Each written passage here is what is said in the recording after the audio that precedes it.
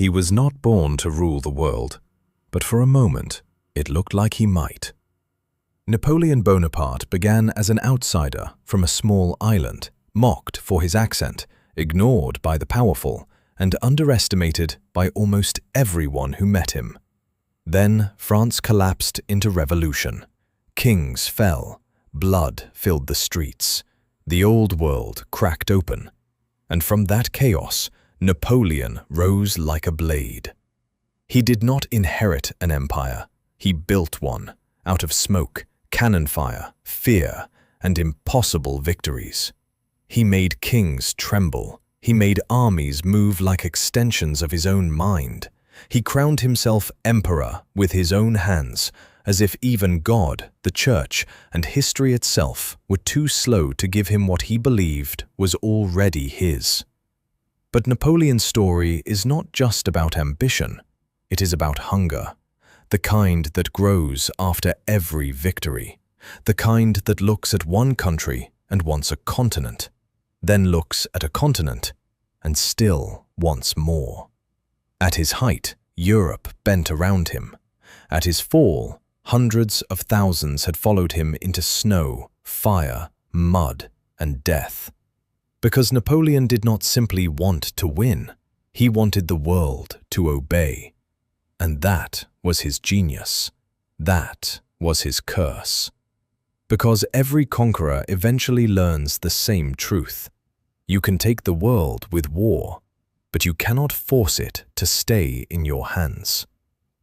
Napoleon was born in 1769 on Corsica, an island that had only recently come under French control.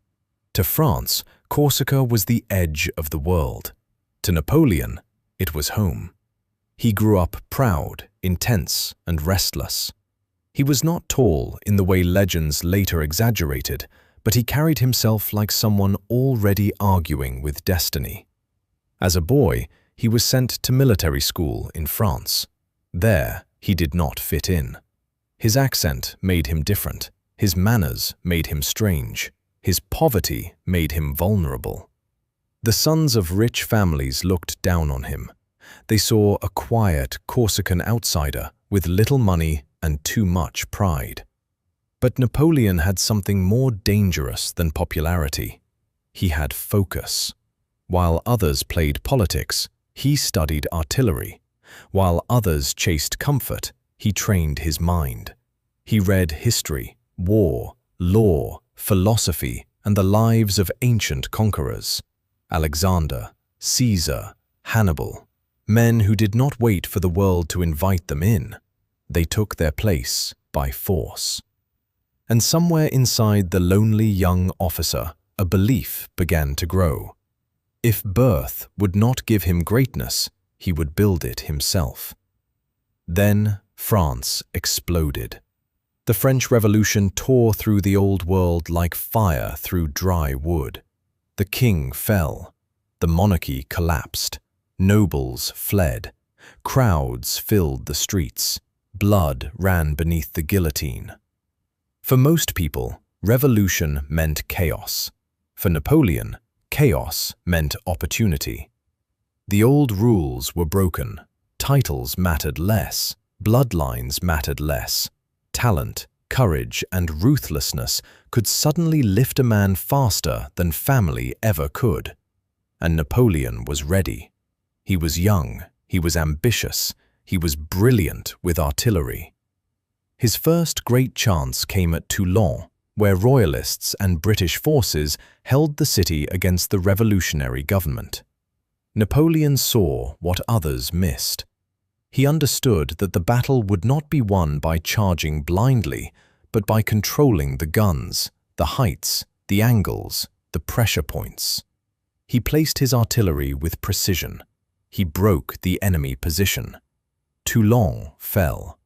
And suddenly, France noticed him. A young officer from Corsica had done what older men could not. It was the first time Napoleon proved that war, in his hands, was not just violence. It was mathematics, speed, vision, timing. He did not simply fight battles, he solved them. Napoleon's rise became terrifyingly fast. In Italy, he was given command of an army that was hungry, tired, badly supplied, and underestimated. Most generals would have complained. Napoleon transformed it. He spoke to his soldiers like he could see their future. He promised them honor, glory, victory, and wealth. Then he gave them something even stronger. He gave them proof. He moved with shocking speed. He divided enemies before they could unite. He struck where they were weak. He appeared where he was not expected. Austria and its allies faced not just an army, but a mind that moved faster than their systems. Battle after battle, Napoleon won, and the soldiers began to believe in him with almost religious intensity. They had marched hungry with him. They had watched him turn impossible odds into triumph. To them, he was not just a commander, he was luck made human. But Napoleon understood the power of image. He sent reports back to France, making his victories sound even greater. He shaped the story while living it. He knew that power was not only what you did, it was what people believed you had done. By the time he returned from Italy, he was no longer just a soldier. He was a symbol, and symbols are dangerous. But Napoleon did not only dream of Europe. He wanted something larger, something ancient. So he sailed to Egypt. Egypt was more than a campaign. It was theater. It was myth. It was Napoleon trying to step into the shadow of Alexander the Great. He brought soldiers, scientists, artists, scholars, and ambition dressed as civilization. He stood before the pyramids and told his men that 40 centuries were looking down upon them. It was one of the most brilliant pieces of self-myth-making in military history. But Egypt also revealed the limits of Napoleon's dream. He could win battles on land, but the sea belonged to Britain. At the Battle of the Nile, the British fleet under Horatio Nelson destroyed French naval power in the region. Napoleon's army was stranded. The dream of the East began to rot under the sun. But Napoleon did what he would do again and again. He escaped the failure before it could fully swallow him. He returned to France, and France, exhausted by revolution and fear, was ready for a man who promised order. France had killed its king, but it had not found peace. The revolutionary government was weak, corrupt, and unstable. People were tired of violence, tired of uncertainty, tired of leaders who spoke of liberty but could not keep bread on the table. Napoleon understood the moment perfectly. He did not need to destroy France. France was already exhausted enough to surrender itself to him. In 1799, he helped overthrow the government in a coup. He became first consul.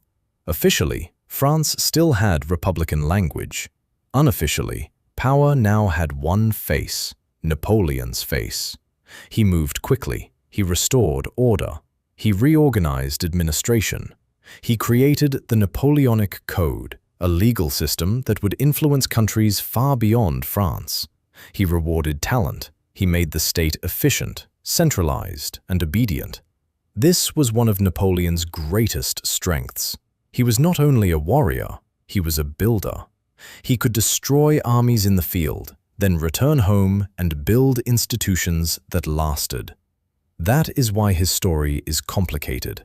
He was not just a tyrant, he was not just a genius. He was both creator and destroyer. And soon, even the title of First Consul became too small for him. In 1804, inside Notre Dame Cathedral, Napoleon became Emperor of the French. The ceremony was meant to be sacred, ancient, legitimate. The Pope was there, the nobles were there, the symbols of monarchy surrounded him. But Napoleon was not a man who waited to be given power. At the decisive moment, he took the crown and placed it on his own head. That gesture said everything. He was not receiving authority from the church. He was not inheriting it from kings.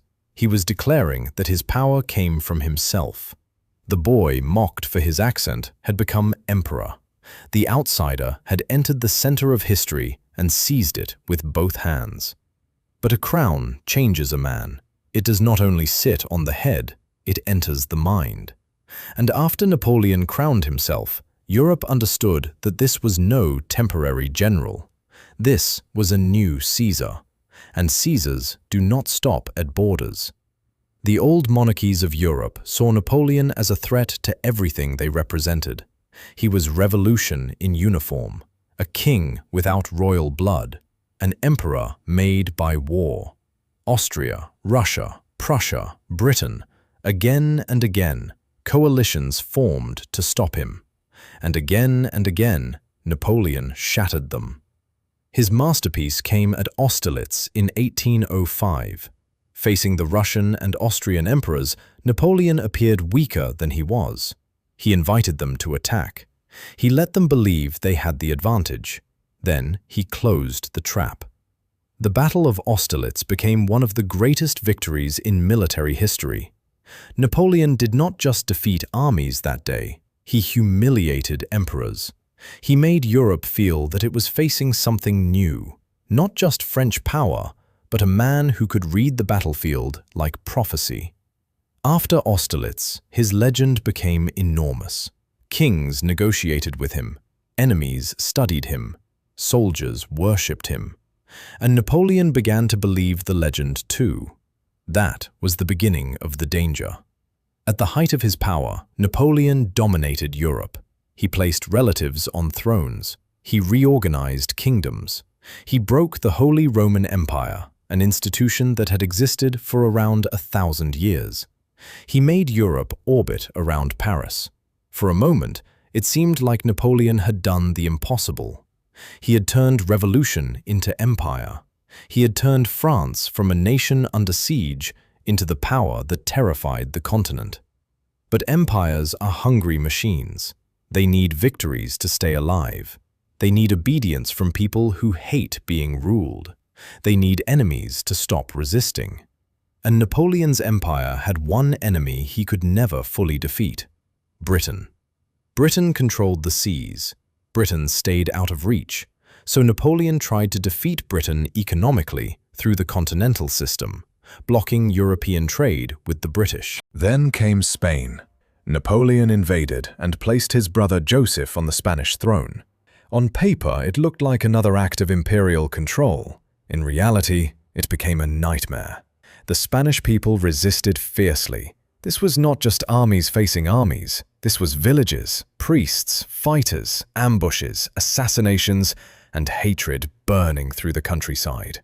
The British entered the war in Portugal and Spain. French soldiers found themselves trapped in a war that did not end. Napoleon could win battles, but he could not make the Spanish people accept his rule.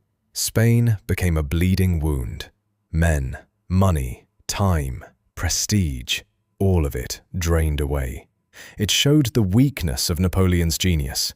He could defeat states, but people were harder. A nation that refused to submit could turn victory into exhaustion.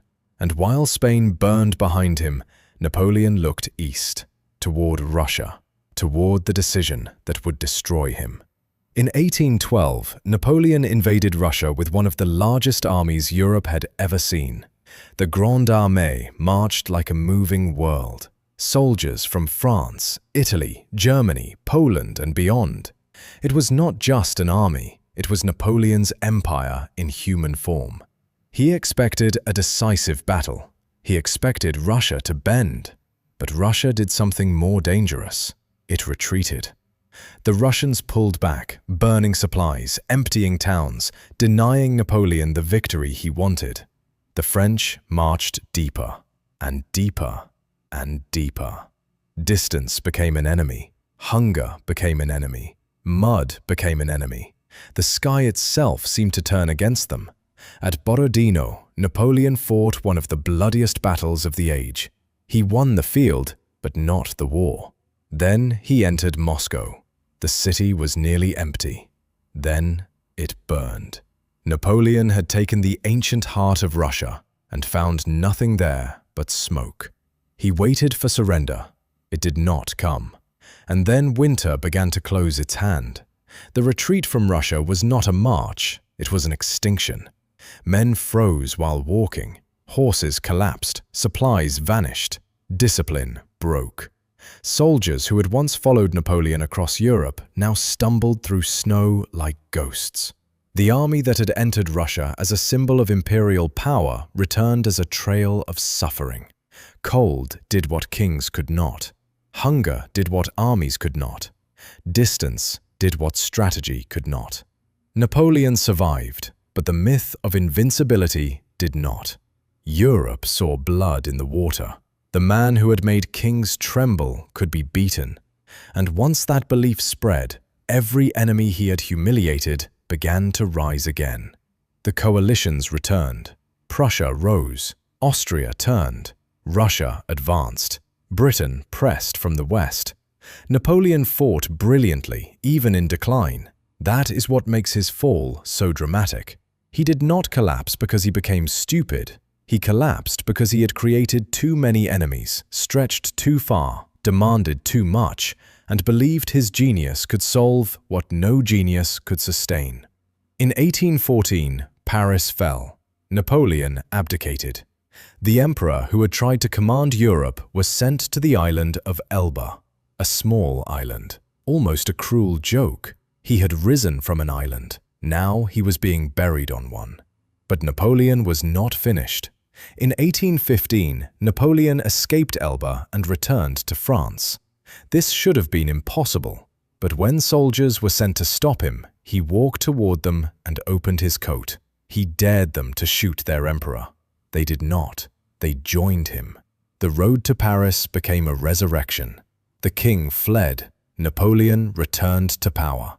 For one final moment, the legend breathed again.